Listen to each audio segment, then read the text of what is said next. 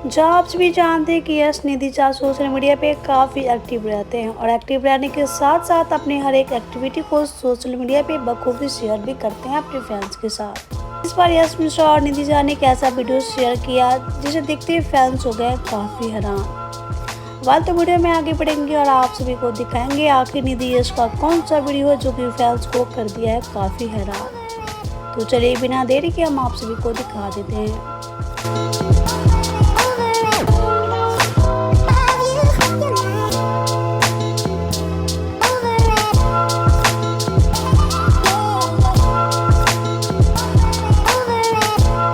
तो वीडियो में आगे बढ़ेंगे और आप सभी को यश निधि का वीडियो दिखाएंगे और आप सभी को बताएंगे।